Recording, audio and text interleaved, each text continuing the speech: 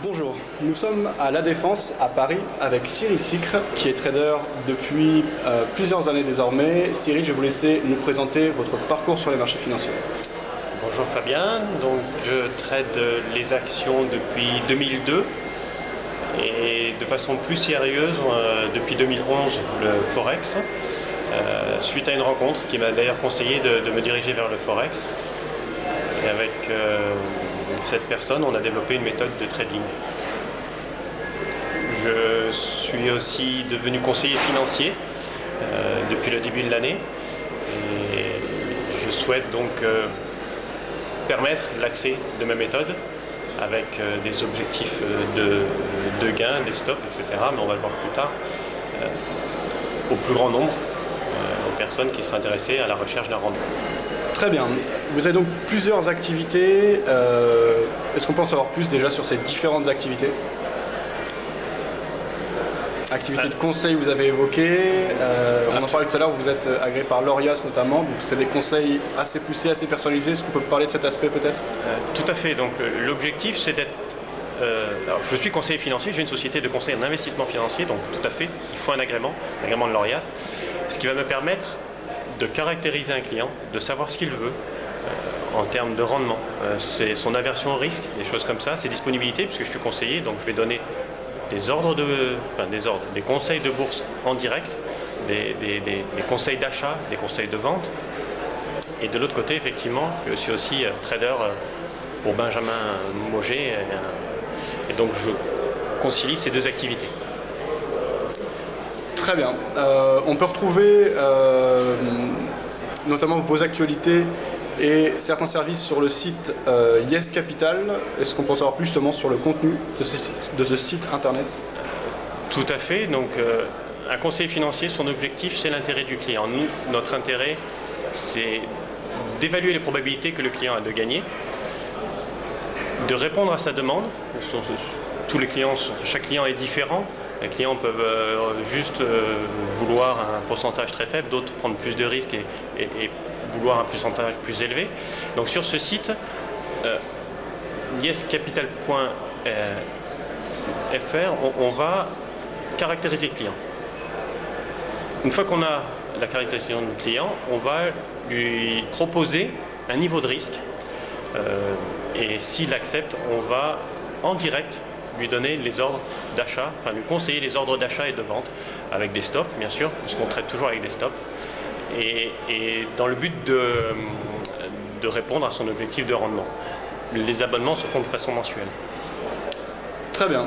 Est-ce qu'on peut en savoir plus sur vos stratégies, la méthode que vous utilisez pour intervenir sur le marché? Déjà peut-être quel marché vous ciblez, en savoir plus sur votre trading finalement. Alors depuis 2011, avec la personne que j'ai rencontrée, on s'est spécialisé sur l'euro-dollar exclusivement, quasi exclusivement. D'ailleurs c'est pour ça que ça s'appelle Yes, parce que c'est yen, euro et dollar. Oui. Et l'objectif a été de savoir ce que définissait une méthode de trading de qualité.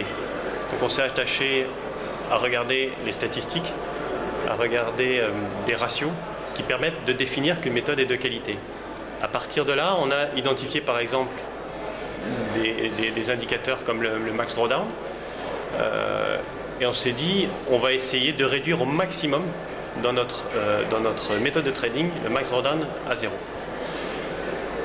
C'était une sorte de pari, mais on y est arrivé pour nous-mêmes. Donc c'est ce qu'on voit sur le site en toute transparence. Avant tout, on est un conseiller en investissement financier, donc l'intérêt c'est vraiment le client. Et en toute transparence, on publie les track records qu'on sait faire à deux depuis 2013. Dans lequel on est arrivé à conserver notre max drawdown à 0, par exemple sur 44 trades, ça représente à peu près 5-6 mois de trading, mais 44 journées de trading effectif, on est arrivé à conserver notre max drawdown à 0, ce qui fait qu'on a des ratios de qualité de trading très élevés.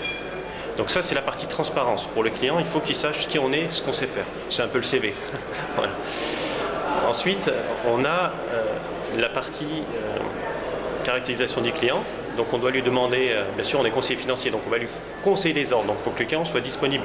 Donc ses disponibilités journalières, les heures à laquelle il serait disponible, combien de journées, son aversion au risque, ça c'est obligatoire pour savoir dans quel niveau de risque le client est prêt à prendre pour réaliser ses objectifs et puis bien sûr son objectif de rendement. En une quinzaine de questions, on sait caractériser le client.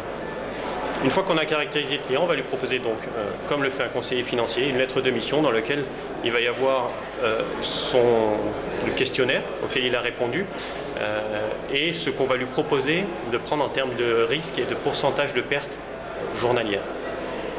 Parce que c'est ça qui est important, c'est que pour viser un objectif, selon la version risque du client, on va avoir un levier plus ou moins important. On va, à partir de là, une fois qu'il a configuré sa plateforme, le client est libre de choisir la plateforme qu'il veut, même si bien sûr on préférerait qu'il choisisse une plateforme où le coût, enfin avec certaines caractéristiques qui vont plus lui permettre de réaliser ses objectifs. Mais à partir de là, le client aura accès, il s'abonne, il est libre de s'abonner tous les mois, d'arrêter son abonnement ou de le poursuivre, il s'abonne tous les mois et en direct, il va recevoir l'information d'acheter au prix du marché, on est tout le temps au prix du marché, avec le stop et avec l'objectif de sortie. Ou la gestion si elle est plus compliquée avec un stop à 0, puis une sortie à 50%, puis ensuite une sortie globale plus tard. Très bien. On a parlé finalement avec pas mal de recul de votre stratégie. Plus concrètement, vous avez dit que vous vous concentrez sur certaines paires de devises, plus spécifiquement sur l'euro-dollar. Comment cela va s'articuler si on met ça en relation par exemple avec le contexte dans lequel on est depuis 2 ans maintenant, 1 an et demi, c'est un contexte quand même de range entre 1,15 et 1,05. Quel va être le type de logique d'intervention? Est-ce que vous allez plutôt chercher à acheter bas, à revendre haut? C'est sans doute ce qu'on cherche tous à faire. Mais quels vont être les éléments qui vont vous permettre de définir ça? Est-ce que ça va être uniquement technique? Est-ce que ça va être fondamental? Pas peut-être de l'analyse comportementale, des choses comme ça? Pour faire synthétique, on va utiliser à peu près 10% d'analyse fondamentale. La plupart du temps, c'est pour gérer le risque, la volatilité, des choses comme ça. On va utiliser 40-45% d'analyse technique. Et le reste, je peux pas. Bon, là, on l'a fait à 2 la méthode et c'est une partie confidentielle de notre société, donc je ne peux pas trop vous le dévoiler. Mais l'idée, effectivement, c'est d'aller chercher un plus bas, de faire un scénario le matin, d'identifier une zone où on achèterait. Quand on a, par exemple, si on descend, et à partir de cette zone, quand on arrive sur cette zone, de corroborer nos 2 méthodes de trading pour se dire est-ce que c'est bon, on peut acheter ou pas. Là où on est très fort, c'est sur le point d'entrée et c'est pour ça qu'on arrive à conserver le max drawdown à 0 parce qu'à partir de là, une fois qu'on est bien rentré, c'est beaucoup plus facile. Dès que ça remonte, par exemple si on est descendu, dès que ça remonte, on met stop à 0 sur un certain niveau qu'on aura identifié, on va solder 50% la position. Donc stop à 0, on ne perd plus, 50% on a gagné une partie et le reste, si ça poursuit ou si on fait un double top, on peut peut-être stopper à 0, ça c'est pas grave. Si on identifie qu'on peut re-rentrer, on re-rentrera et sinon on poursuit la tendance. Très bien. Vous évoquez un max drawdown de 0. Ça me semble impossible. Alors, est-ce que vous pouvez m'en dire plus? Qu'est-ce que vous entendez par 0? Forcément, vous avez des périodes où le trade ne part pas dans votre sens et il y a une perte en cours à un moment donné. Qu'est-ce que vous entendez par drawdown 0? Alors, le max drawdown, le drawdown à 0, selon mon broker, c'est mon broker qui clôt chaque fin de journée le portefeuille. Pas la position, mais le portefeuille, qui fait un état du portefeuille. Et donc, à partir de là, il va dire, on met des stops, nous, donc ça veut dire qu'on n'a pas été stoppé, et ça veut dire qu'on n'est pas en moins-value latente. Effectivement, il est possible qu'on aille chercher, alors on trade exclusivement l'euro-dollar, donc effectivement, on peut dépasser de quelques pips et se retrouver en moins-value latente à l'instant T, ou alors seconde après seconde, mais l'important, c'est qu'on ne se fasse pas stopper, puisque sinon on aurait du drawdown, et qu'à la fin de la journée, on travaille qu'en intraday, et qu'à la fin de la journée, le broker, quand il établit le compte, qu'on ne soit pas en négatif. Et c'est ce qui s'est passé à chaque fois. On n'a jamais été stoppé et on n'a jamais été en négatif. Sinon, on aurait du drawdown. Très bien. C'est une méthode en intraday. Et c'est pas du scalping. On va effectivement identifier un plus haut, un plus bas. Et à partir de là, on va gérer la position. Mais on n'est pas sur du scalping. Ce qu'on fait à deux, on ne peut pas le faire en scalping. D'accord. Du coup, j'ai plusieurs questions qui me viennent à l'esprit, mais une première, donc on a compris la manière dont vous gérez, vous coupez très rapidement les pertes et chaque soir, finalement, vous êtes au moins en plus-value, puisque vous dites qu'il n'y a pas de drawdown en overnight sur les positions qui traînent. Mais du coup, justement, vous prenez des pertes rapidement pour... On ne prend pas de pertes. Parce que sinon, on aurait du drawdown. Mais justement... donc on met des stops, donc on identifie effectivement... Quand vous touchez un stop, il arrive que vos stops soient touchés. Oui, alors on touche des stops à 0. Mais jamais des stops... Non, puisque sinon, notre broker nous aurait mis un drawdown, puisqu'il y aurait une perte. D'accord. C'est la somme des pertes. Donc effectivement, s'il y avait eu une perte sur la journée, sur un ordre, on aurait eu un drawdown, effectivement. Ok, mais du coup, avoir 100% de trades gagnants, c'est un peu le rêve de tout trader. Or, on voit dans le concret, quand on voit des suivis de résultats ou des courbes de performance, que ça n'existe pas. Est-ce qu'on peut du coup en savoir plus par rapport à ça, en fait, à votre avis? Qu'est-ce qui fait que vous arrivez, la plupart du temps, même tout le temps, vous dites, à avoir des points d'entrée profitables finalement? Parce qu'on ne fait pas que de l'analyse technique, on ne fait pas que de l'analyse fondamentale. On fait, moi, ce que j'appellerais une analyse prédictive. Je ne sais pas si le terme est bien, mais adéquat, mais je ne peux pas trop vous en dire. On a été voir des gens qui ont constaté ce qu'on faisait, parce qu'on est transparent sur notre track record. Mais l'idée, c'est vraiment de s'appliquer et de corroborer, moi, ce que je pense, et mon partenaire, ce qu'il pense. Et si on est sûr, on va déjà établir un stop, parce qu'on accepte quand même une perte, puisqu'on va rentrer et qu'on va mettre un stop, donc c'est qu'on accepte une perte. Mais surtout, on va être vraiment chirurgical sur le point d'entrée. On va s'appliquer sur le point d'entrée. Et à partir de là, c'est beaucoup plus facile. Je veux bien vous en dire, mais je ne dois pas en dire trop non plus. Je peux vous dire que on sait par cœur toutes les figures graphiques, tout ça bien sûr, elles sont sues par cœur, mais c'est surtout qu'on sait les anticiper. Il faut savoir les anticiper. On a des divergences, on a des doubles tops, des triples tops, des choses comme ça, mais quand ça apparaît, c'est trop tard. On doit savoir, tel un joueur d'échecs, si le cours descend, qu'est-ce qu'on va faire? Si le cours stagne, qu'est-ce qu'on fait? Si le cours monte, qu'est-ce qu'on fait? Et en fonction de ce qu'il va faire, on sait à l'avance ce que nous on va faire. Ensuite, c'est difficile de vous dire exactement. Je préfère que vous orientez vers mon track record plutôt que vous orientez vers la méthode, parce que j'ai une partie. C'est comme si vous demandiez au Fonds Renaissance ou à James Simons de vous filer l'algo, ou alors à Vincent Viola de filer l'algo du Fonds Virtu. Enfin, nous on n'en est pas là, mais dans la méthode, très peu de gens savent comment on fait, ce dont ça concerne. Et on n'est que deux à savoir exactement ce qu'on va faire. Et transparence, la seule chose qu'on peut vous montrer, c'est notre track record. Alors, justement, ce track record, où est-ce qu'on peut le trouver? Est-ce qu'on le trouve sur le site Yes Capital? Oui, on le trouve sur le site Yes Capital, donc yes, yes-capital sans e à la fin.fr. Très bien. L'adresse apparaîtra sous cette vidéo. Voilà. Vous pourrez aller voir en toute transparence. Donc les track records, on vous explique un peu le drawdown, parce que bien sûr on ne touche pas qu'un milieu financier. En tant que conseiller financier, on a des gens qui demandent une caractérisation et qui ne savent pas ce que c'est le Forex du tout. Donc ils n'ont aucune conscience des risques associés au Forex.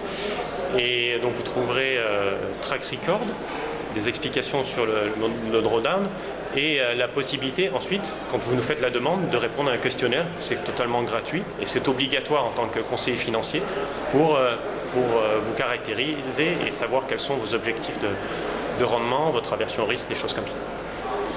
Très bien.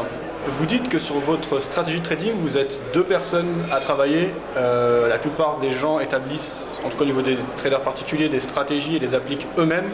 En quoi c'est important selon vous d'être à 2 pour travailler sur une stratégie de trading? Parce que c'est 2 méthodes totalement différentes. Et le fait de corroborer les deux, ça fait 2 fois moins de risque de se tromper, parce qu'on est 2, et on ne rentre sur le marché que quand... Alors c'est moi qui passe les ordres, ou les conseils, mais quand on est d'accord, tous les 2. Il est arrivé que moi j'ai un avis, que mon partenaire ait un avis contraire, et qu'on ne rentre pas finalement sur le marché plusieurs fois, ce qui fait qu'il est arrivé des journées où on ne donne pas de conseils ou des journées où moi je ne traite pas. Dans le doute, je m'abstiens.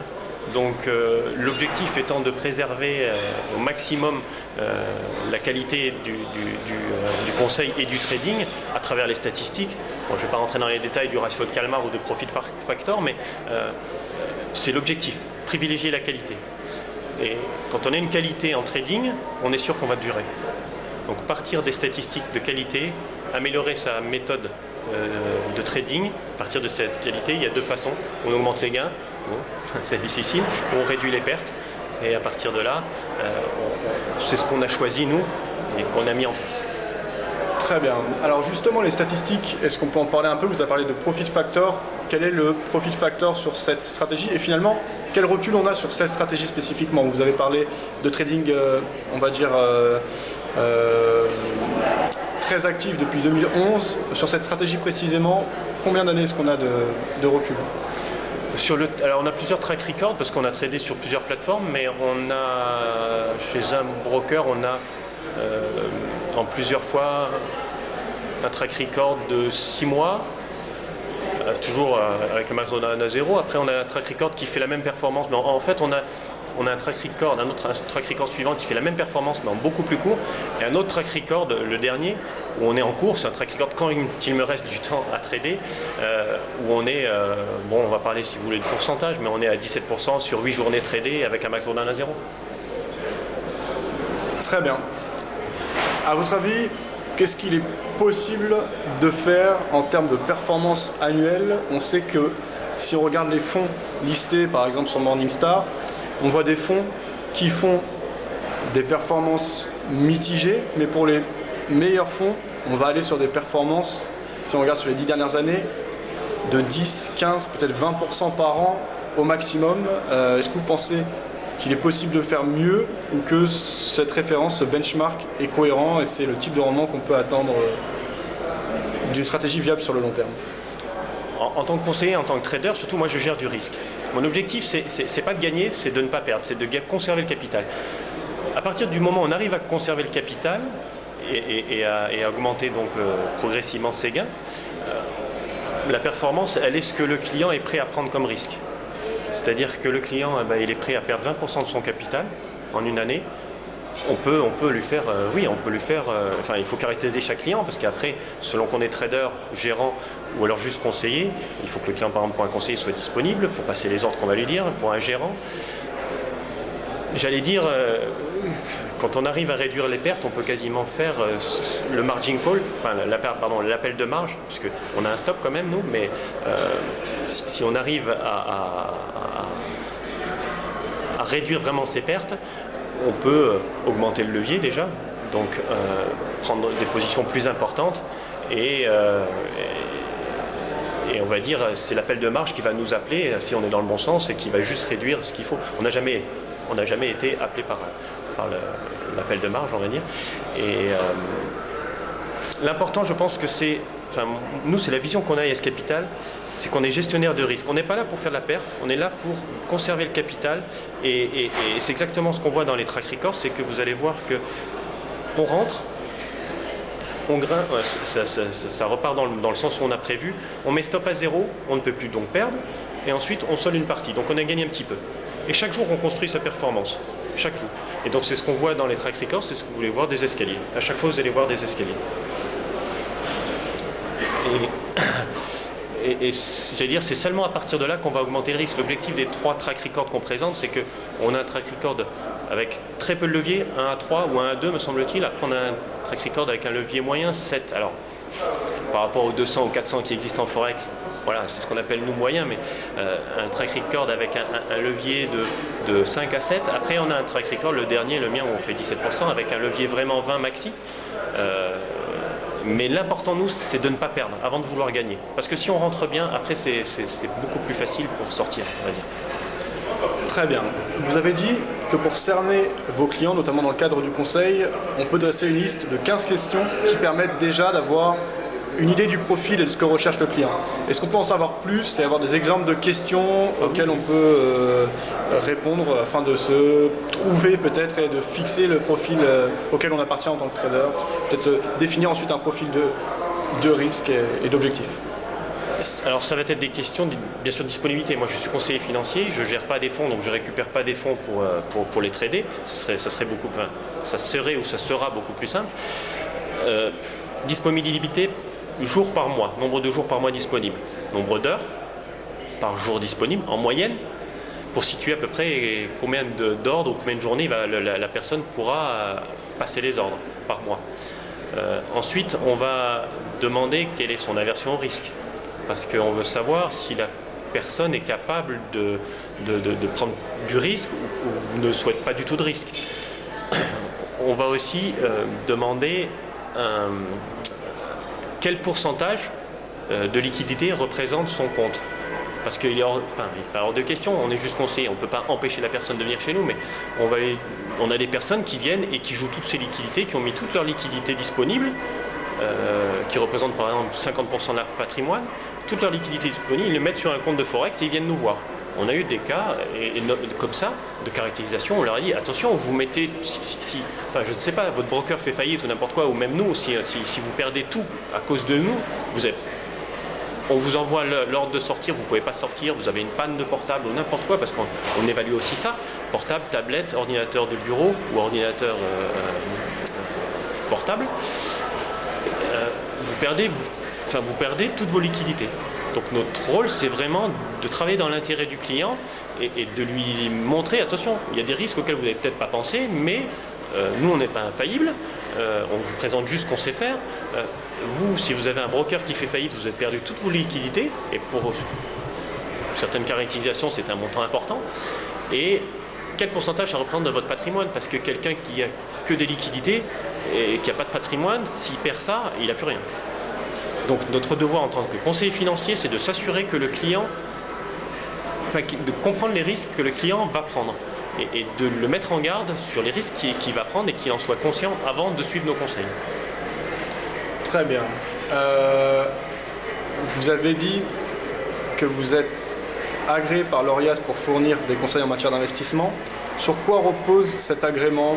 Quelles sont les garanties en termes de qualité de service et obligations que cela incombe pour les personnes que vous conseillez? Alors, de façon transparente, le mieux c'est d'aller voir sur le site de l'ORIAS, mais un conseiller en investissement financier a des obligations vis-à-vis de son client. Il doit travailler en résumé, il doit travailler dans l'intérêt du client et pas dans son intérêt personnel. Donc ce qui va le différencier avec quelqu'un qui va donner du conseil qui n'est pas agréé. Un conseiller financier a des obligations vis-à-vis du client, et non seulement ça, mais si le client n'est pas satisfait et se plaint à l'ORIAS, ça peut aller jusqu'au retrait d'agrément, avec toutes les conséquences que ça a pour une société, un retrait d'agrément. Et c'est pour ça qu'on voulait montrer qu'on va travailler dans l'intérêt du client. De toute façon, c'est transparent. Si on travaille dans l'intérêt du client et qu'on travaille bien, ça va se savoir.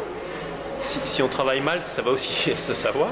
Donc notre intérêt est d'être transparent sur ce qu'on sait faire, transparent sur la caractérisation du client et lui dire attention, là il y a des risques, c'est vous qui souhaitez les prendre, vous faites ce que vous voulez, on vous met en garde, ça représente peut-être une partie trop importante de votre patrimoine ou de votre liquidité, ce que vous souhaitez mettre, ou alors votre objectif est trop élevé, ou alors vous n'avez pas une aversion au risque suffisante pour réaliser cet objectif-là.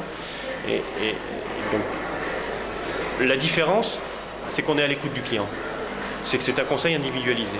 Parce qu'on a établi le risque avec le client qu'il est prêt à prendre par rapport à ses objectifs qu'il est prêt à prendre. Et à partir de là, on va lui proposer nos services. Très bien. Vous êtes CIF, donc hein, c'est ça, on entend souvent quand on dit agréé par l'ORIAS, ça veut dire que vous êtes CIF. Voilà, c'est un agrément. Très bien.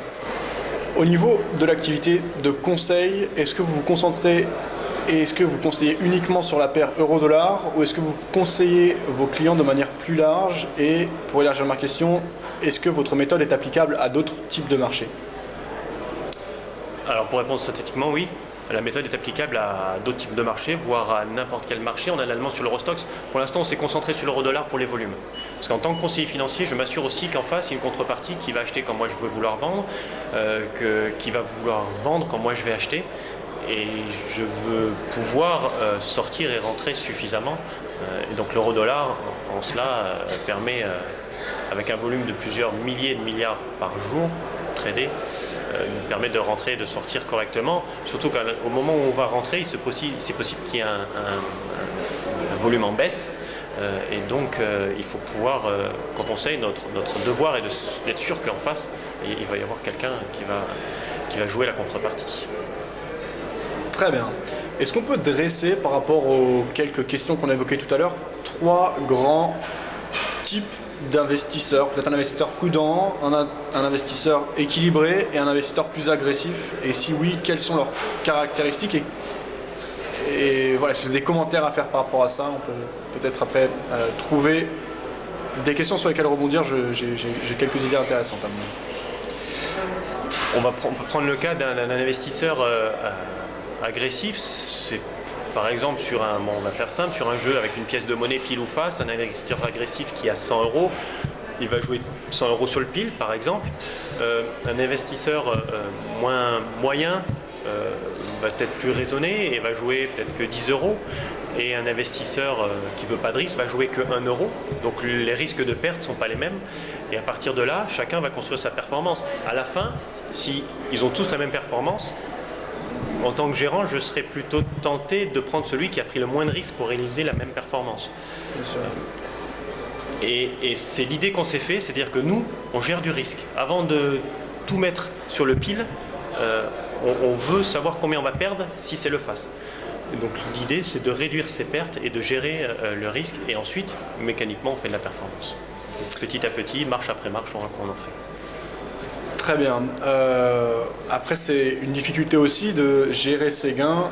Quelle est votre logique au niveau de la prise des profits de manière plus générale? Est-ce que ça a des positions qui vont être uniquement sur la journée, de l'intraday, ou est-ce qu'il vous arrive de laisser courir éventuellement des gains sur plusieurs jours quand la tendance est porteuse? Non, la position et tout notre trading est exclusivement intraday. On sort, l'argent est disponible pour le client, c'est son argent, il faut qu'il soit disponible pour le client. Et dans notre méthode, l'objectif c'était vraiment de trader qu'en intraday, avec un plus bas ou un plus bas ou un plus haut de la matinée ou de la journée, et de libérer le client ou alors de libérer la position avant 17 h. L'objectif n'est pas le gain. L'objectif est d'évaluer les probabilités pour que la valeur touche un niveau et ne touche pas un autre niveau. Stop, target profit. Objectif touché. Et on ne va pas se donner un niveau, mais on va évaluer les probabilités les plus élevées. Si on doit faire de façon sûre, un exemple, 10 pips, et de façon pas sûre 20 pips, on ira faire de façon sûre 10 pips. C'est terminé. De gain. Voilà. On ne vise pas le ratio risque-rendement, on vise juste le point d'entrée et s'appliquer sur le point d'entrée que toutes les informations qu'on a se corroborent et nous donnent l'instant T où il faut rentrer. C'est pour ça que quand on donne le conseil, on dit attention, on donne un conseil, c'est pas pour dans 30 secondes. Parce que dans 30 secondes, le cours peut avoir pris 10 pips. Et c'est trop tard pour rentrer. Si vous rentrez 30 secondes après, quand on va dire stop à 0, c'est pas le même stop à 0. Un stop 10 pips au-dessus et un stop à 0, comme nous, on pense que vous l'avez mis, on n'a plus la même gestion et vous avez plus de chances de perdre. C'est pour ça qu'on évalue la disponibilité du client. Très bien. Du coup, le calcul de ces probabilités, sur quoi il se base? Sur les cours du passé? Sur une analyse comportementale? C'est avant tout beaucoup de concentration, d'expérience, de recherche, de développement. Et avec la personne là, depuis qu'on travaille ensemble, depuis 2011, à chaque fois on va jusqu'à l'épuisement. Alors ça nous a fait perdre à des moments, mais on a perdu parce qu'on savait qu'on était fatigué et qu'on n'était pas assez capable de se concentrer et d'emmagasiner toutes les informations dans notre cerveau pour dire voilà, c'est maintenant qu'on rentre. C'est difficile, je comprends que vous voulez savoir comment on fait, mais c'est difficile de vous dire exactement comment on fait. on corrobore les informations et à un moment précis, comme tout le monde le sait, il y a entre autres des divergences, des choses comme ça, du volume, parce que bien sûr quand on voit qu'il y a des volumes qui s'abaissent dans un sens, on sait que il faut voir s'ils augmentent dans l'autre sens, et ce ratio-là fait que on peut partir dans un autre sens. Il y a plein de choses, et puis c'est l'ouverture d'esprit qui a fait que j'ai rencontré cette personne et qui a fait qu'on a pu mettre cette méthode de trading au point. Mais je peux pas tout dire, c'est pour ça. Mon but, c'est pas de vous vendre du rêve. Mon but, c'est que vous puissiez juger à travers un track record ce que c'est un track record, ce qu'on sait faire, la qualité de trading qu'on a mis au point, statistiquement. Parce que les statistiques, ça ne donne pas à tergiverser. Et une formule mathématique qui vous dit qu'un ratio de Kalmar, c'est ça, à la fin, ou un facteur profit peut-être plus commun, plus connu, qui vous dit que à partir de 2, c'est un trading de qualité, à partir de 2, vous avez un trading de qualité et vous allez durer. L'objectif là-dedans était vraiment de s'appliquer sur la qualité du trading pour mettre en œuvre cette méthode. Très bien. Concernant les volumes sur le Forex, c'est justement une problématique régulièrement soulevée. On n'a pas, étant donné qu'on est sur des marchés qui ne sont pas centralisés, des volumes sur une paire de devises données, si on prend l'euro-dollar, puisqu'il faudrait calculer les échanges de l'ensemble des banques. Or, vu que ça n'est pas centralisé, cette information n'est pas disponible. Ouais. Vous avez parlé des volumes. Du coup, est-ce que vous basez sur ce qu'on appelle les tick volumes ou est-ce que vous avez une estimation du volume Alors, selon le niveau des comptes et selon les brokers, on a différents accès. Et entre autres, chez le broker où j'étais, il y avait 13 banques, les 13 plus grosses banques. Ils regroupent les 13. Alors, en 2013, ils regroupaient, c'est ce que j'avais demandé, ils regroupaient les 13 plus grosses banques mondiales pour les volumes. Donc, ça donnait une belle idée de quel était le volume sur une ligne, même s'il y a des vrais volumes, des faux volumes, etc. Mais ça me donnait une idée. Une première ligne était à 25 millions. Très bien, donc vous vous basez sur des volumes réels et vous dites que cet accès à l'information dépend. Oui, souvent, nous, en tant que particuliers, on ne va pas avoir accès du tout, ou alors à la limite, on va avoir des estimations uniquement de notre courtier. Par contre, quand on a un niveau et peut-être à des tailles de compte plus élevées, on peut avoir un accès au volume échangé par un ensemble des plus grosses banques, donc finalement avoir une idée assez fiable des volumes échangés. Ah oui, tout à fait Fabien. C'est d'ailleurs certains de nos clients qui connaissent déjà le Forex me disent mais il y a des volumes. Oui, effectivement, il y a des volumes en face. Quand on achète, quand on va à l'aéroport ou ailleurs, quand on veut échanger des euros contre des dollars, je prends le cas, vous avez 1 milliard, vous allez au guichet, j'ai 1 milliard d'euros à changer en dollars, et vous dire non, parce qu'en face, il n'y a personne. Et c'est exactement ça sur le Forex. Quand vous achetez, même si c'est transparent, parce que vous n'avez pas 1 milliard sur le compte, mais même si c'est transparent, il y a des volumes, effectivement. Et c'est un des paramètres qui est à prendre en compte quand on veut gérer une somme importante. C'est ce que permet de faire la méthode là aussi. On n'est pas en scalping, on a jusqu'à 20, comme je disais, la première ligne est à 20-25 millions, on peut gérer avec la même performance 10 millions, entre 10 et 15 millions sans problème, parce qu'il y a les volumes en face. Parce qu'on va s'assurer que les volumes en face, surtout au moment, on va dire, où... du bois, mais surtout au moment où on doit exécuter le stop. C'est-à-dire que le stop, et puis pour éviter d'être détecté par les marchés, par exemple. Moi, le broker que j'avais, je pouvais lui mettre 4-5 lignes et diviser mon stop, et pour être un peu plus noyé, on va dire, dans le marché, et pour être moins détecté par les algos. Quand on gère beaucoup de volume, quand on commence à gérer beaucoup de volume. Très bien. Si on prend un peu de recul, là je vais plus parler aux traders. On sait que le trading c'est dur. L'année dernière, il y a eu une étude de l'AMF qui a montré qu'une grande majorité des traders particuliers en France perdent de l'argent. À votre avis, à quoi cela est dû et quelles sont les grandes difficultés qu'on a à gérer sur les marchés financiers? Moi, simplement, à mon avis, c'est que le seul ennemi, c'est soi, c'est pas le marché. C'est notre intelligence, notre capacité à comprendre le marché, à avoir une ouverture d'esprit, ne pas s'arrêter à l'analyse. Bien sûr, maîtriser l'analyse technique, l'analyse fondamentale, des choses comme ça, mais avoir une ouverture d'esprit. Et ce qui fait un trader gagnant d'un trader perdant, dans mon cas, c'est que moi, je vois combien je vais perdre. je ne sais pas combien je vais gagner. Et ça m'importe peu, mais je veux voir combien je vais perdre. À chaque fois que je rentre, je veux savoir combien je vais perdre. Et mon seul objectif que je vais avoir, c'est de ne pas perdre.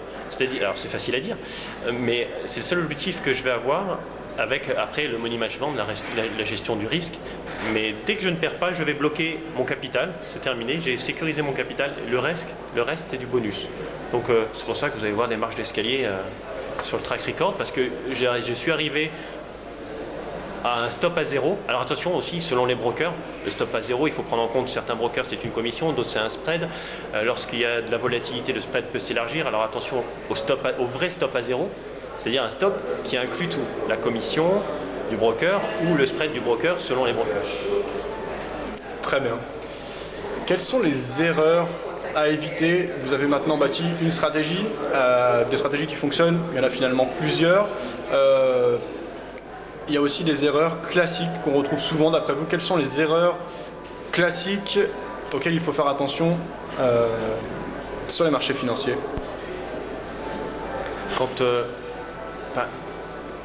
À mon avis, c'est plus une question de personne. C'est-à-dire que moi, je suis froid. Enfin, je ne suis pas un robot. Parce qu'un robot, moi, j'anticipe. J'essaie d'anticiper et de comprendre les marchés. Un robot, c'est un programme informatique. Il va chercher du big data. Il fait des ifs and else. Enfin, il fait un programme informatique et il va l'exécuter. Il faut que la personne soit... Il faut que l'argent ne soit pas un quotient émotionnel. Parce que c'est un quotient émotionnel négatif qui peut perturber son raisonnement et qui peut faire dire, ça y est, là j'ai gagné, alors je ne vais pas parler en somme, je vais parler en pourcent parce que je préfère, j'ai gagné 0,5%, c'est super, je reste, j'attends, j'ai un objectif d'en gagner 1, je vais attendre de sortir à 1% et je ne vais pas voir le reste. Alors que peut-être il s'est passé une situation dans laquelle il y a une possible inversion de tendance par rapport à la sienne et qui va faire que ces 0,5% vont fondre et vont passer en dessous. L'incapacité des gens à couper leurs pertes. On n'est pas supérieur à quelqu'un d'autre, personne n'est supérieur au marché.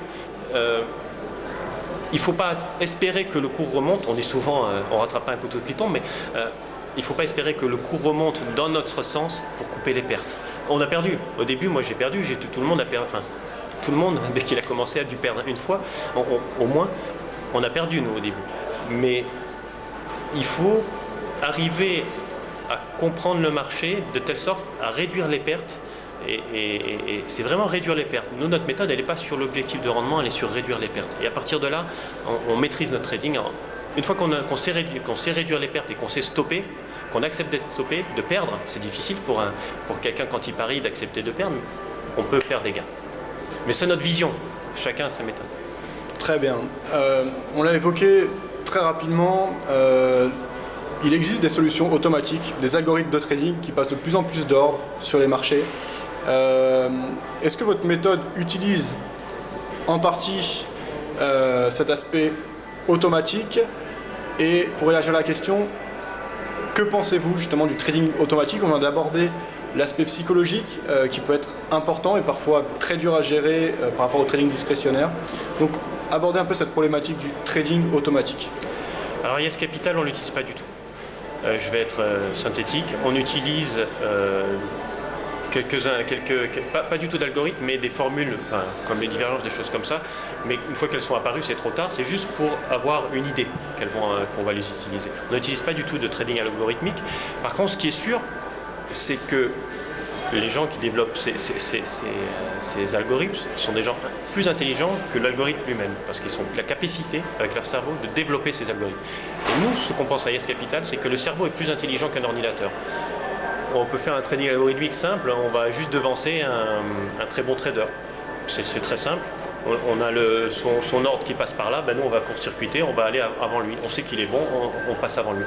C'est entre autres ce que sont attachés à faire en se rapprochant le plus possible de l'endroit où les ordres sont passés, certains font, mais le trading algorithmique on ne l'utilise pas du tout et on reste persuadé que l'intelligence humaine est plus capable de prévoir un cours. Enfin, on ne reste pas persuadé, on le sait, je ne peux pas vous en dire plus, mais on est persuadé que l'intelligence humaine est plus capable de prévoir un cours qu'un ordinateur. Un ordinateur, par contre, il a l'avantage, il peut tourner 24 heures sur 24. Si on trouve un algorithme si on arrive à concevoir un algorithme qui fonctionne, il peut trader 24 heures sur 24. Nous, ça nécessite beaucoup de concentration. Quand on s'arrête, on peut s'arrêter à la fin, au bout de 2 heures, d'1 heure, ou alors à la fin de la journée, mais c'est qu'on est fatigué. C'est que si on va plus loin, on risque de faire une erreur et de faire perdre, que ce soit moi, pour Benjamin Moget, en compte de trader, ou alors pour mes clients. Donc, c'est toute une gestion. On sait, c'est pour ça que c'est un entraînement, c'est de la recherche et du développement, mais c'est un entraînement pour savoir où sont nos limites. Par contre, on a toujours la volonté de les dépasser.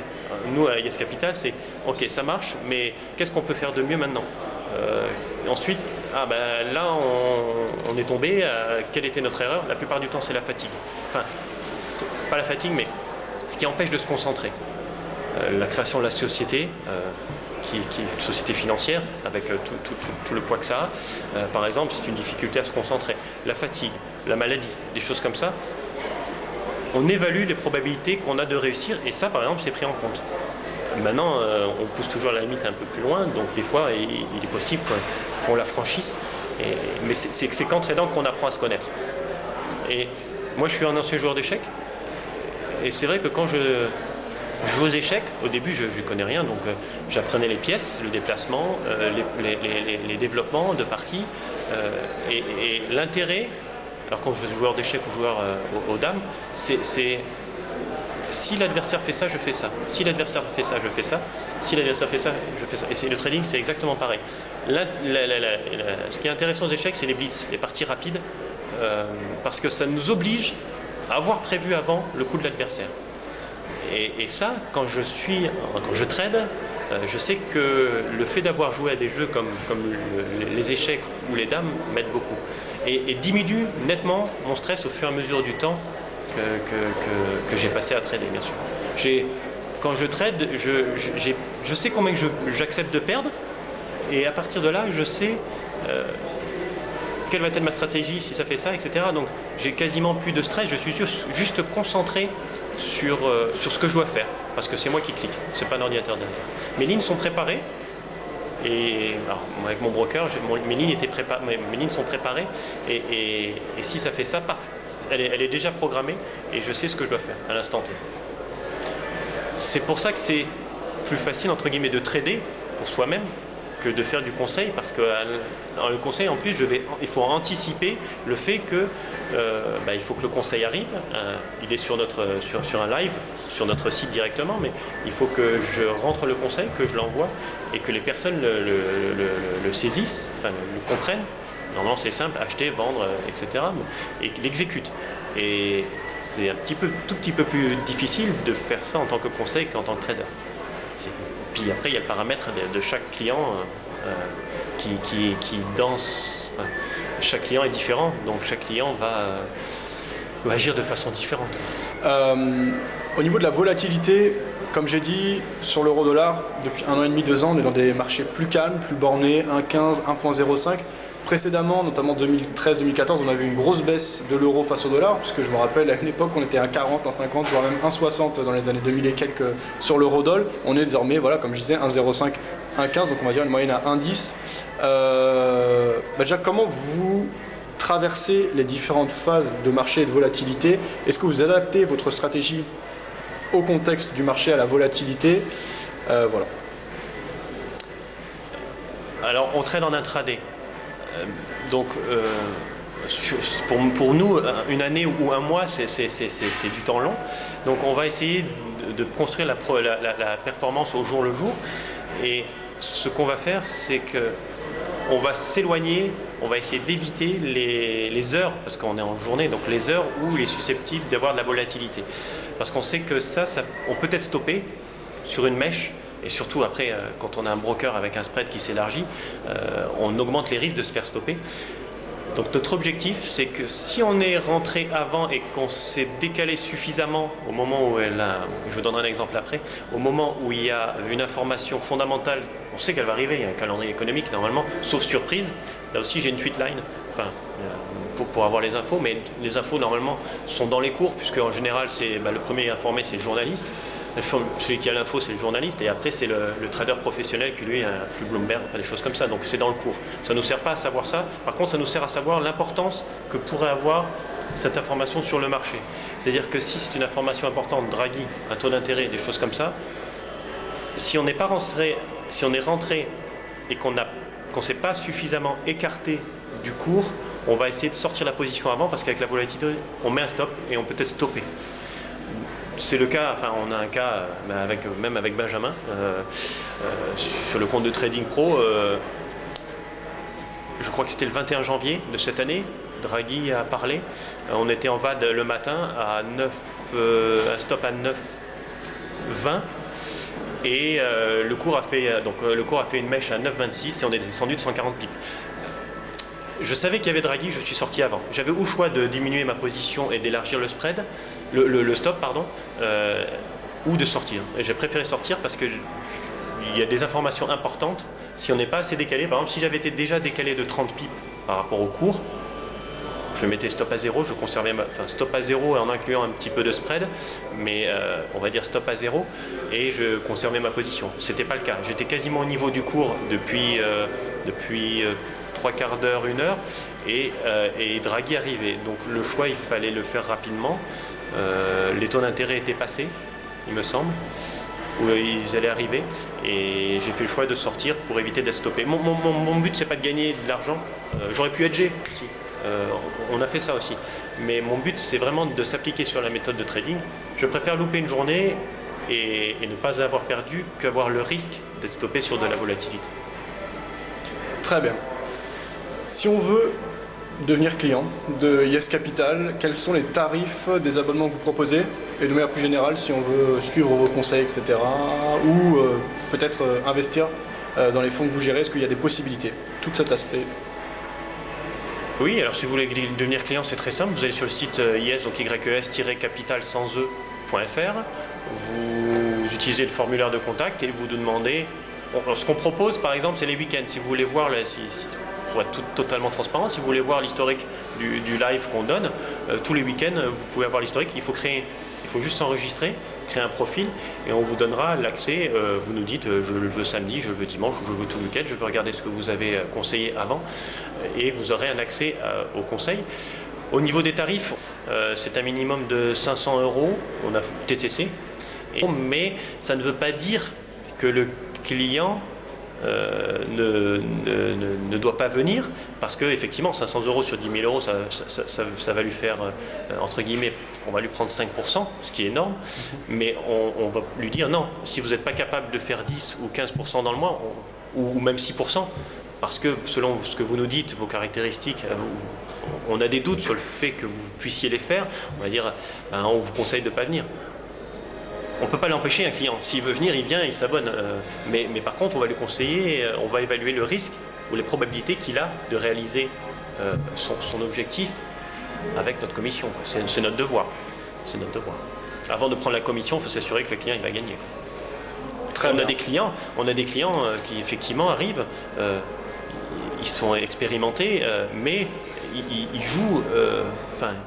Ils jouent la totalité de leur liquidité, et pour nous ça présente un risque, donc notre devoir est de l'informer que ça présente un risque, et donc du coup le client est libre. Certains clients souhaitent quand même venir, d'autres comprennent, d'autres changent leurs caractéristiques et disent je vais mettre moins, par exemple, moins de risque, du coup moins de risque de perte, je vais mettre que 50% au lieu de 100% de ma liquidité, je réduis effectivement mon risque au niveau de ma situation financière globale, et je viens, Monsieur Sicre, voilà. Très bien. Un mot peut-être à propos de vos projets. Il y a donc la gestion d'actifs, les conseils. Quels sont vos projets pour l'avenir? En termes de projet, je vais déjà parler du principal, c'est la satisfaction de clients, donc ça c'est dans l'immédiat. L'objectif premier, c'est la satisfaction des clients. La R&D aussi, la recherche et le développement, parce qu'on est dans un domaine où on va encore comprendre des choses, on arrive à comprendre des choses, et pour améliorer encore ce qu'on sait faire. À échéance court terme, moyen terme, c'est la gestion de fonds, puisque je suis en période d'essai chez Benjamin Moget. Et à plus long terme, parce qu'on a de la demande, mais on ne souhaite pas le mettre en place tout de suite, et puis pour le mettre en place, c'est quelque chose de plus important et qui prend du temps, la rédaction d'un livre pour tout coucher sur papier et des formations. Mais ce n'est pas l'objectif premier de US Capital. L'objectif premier, c'est de s'appliquer pour que les clients, on va dire, aient un track record et sortent de ces 83% de perdants annuels chaque année. Très bien. Pour ma part, j'ai fait le tour des différentes questions que je souhaite vous poser. Désormais, j'en sais plus sur votre parcours, votre méthode de travail, même si on a compris qu'une grande partie de la stratégie devait rester secrète. On préfère être jugé sur le track record. Et d'ailleurs, dans les forums ou sur les réseaux sociaux, on en voit rarement, très rarement. On voit surtout des performances, des pips gagnés ou des pourcentages gagnés. Et ça ne veut rien dire, parce qu'on ne sait pas comment ça a été gagné. Quelqu'un qui arrive et qui joue tout sur le pile a fait 100%. Par contre, ce qui est sûr, c'est qu'il est capable de perdre 100%. Donc ça ne signifie rien. Quelqu'un qui effectivement a construit sa performance en jouant plusieurs coups et gagné sur le pile, il construit sa performance au fur et à mesure. Et on préfère ça qu'un gambler. Très bien. Du coup, je vais vous laisser le dernier mot. Est-ce qu'il y a des thèmes qu'on n'a pas abordés et que vous souhaiteriez commenter? Alors, à qui ça s'adresse? On va parler peut-être de la clientèle. Notre conseil s'adresse à toutes les personnes qui recherchent un rendement. Alors ça fait beaucoup. Le site est bilingue, autant que faire se peut, mais il est bilingue. Le marché est mondial et on a deux types de clients simplement, hein. Le client particulier, le client professionnel. Le client particulier, il vient, on va le caractériser et on va lui proposer on va lui proposer de venir chez nous et à travers une lettre de mission, on va lui dire oui, si vous souhaitez réaliser ce que vous nous dites, vous pouvez le faire, ou on ne vous conseille pas de venir parce que vous risquez trop, etc., ou d'améliorer votre profil. Et il y a le client professionnel. Alors là, ça peut aller du gérant, puisqu'on peut donner des conseils sur l'euro-dollar. On est spécifique euro-dollar. C'est juste une question de moyens pour les autres produits. C'est-à-dire qu'on est deux sur l'euro-dollar, on pourrait faire un autre produit. C'est spécifié là-dessus pour les volumes, on en a parlé, mais on s'est spécifié sur l'euro-dollar, mais on peut très bien donner un conseil à un gérant pro qui voudrait, au jour le jour, ou alors sur une semaine, construire une performance. On peut s'adresser aussi aux conseillers financiers, parce que les conseillers financiers, c'est une grande famille, donc de bouche à oreille, des personnes recherchent des rendements, surtout en cette période de taux bas. Difficile de trouver des rendements, que ce soit d'ailleurs pour les particuliers comme pour les professionnels. Et on s'adresse donc aux conseillers financiers, on peut s'adresser aux brokers. Alors certains brokers nous ont contactés aussi. Selon la méthode de trading, ça peut être plus ou moins intéressant d'avoir un partenariat avec eux pour leur donner un conseil sur, en l'occurrence, l'euro-dollar. Voilà le type de client, professionnel, particulier. Voilà. Très bien. Juste une dernière chose, comment ça s'articule concrètement le conseil? Est-ce que vous appelez les clients? Est-ce que c'est sur le site de manière écrite, il y a des alertes? Est-ce que c'est en vidéo? Quand vous avez parlé du live tout à l'heure, qu'est-ce que vous entendez par là exactement? Pour que ça soit le plus clair possible, qu'il n'y ait pas de malentendu, on fait par écrit. C'est-à-dire que c'est anglais-français, acheter, vendre, solder votre position, fermer votre position, conseil terminé, allégé de 50%, stop à zéro, pour que ce soit le plus clair et le plus simple possible et le plus directif possible. C'est écrit. Et ça apparaît avec l'heure. Et le client a quoi? Une alerte quand le client, s'il est devant son ordinateur, il a même s'il n'est pas devant, il a une sonnerie. On a mis une sonnerie remarquable et donc il peut se diriger vers son ordinateur et le plus rapidement possible pour exécuter l'ordre. Très bien.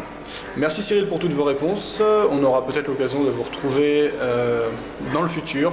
Peut-être parler de l'évolution des performances. Désormais, je jetterai un coup d'œil attentif au track record dont vous m'avez parlé. Je suivrai vos résultats. Merci pour toutes vos réponses. De rien, Fabien. Et puis si vous avez d'autres questions, n'hésitez pas à nous contacter par le formulaire de contact sur yes-capital.fr. Merci.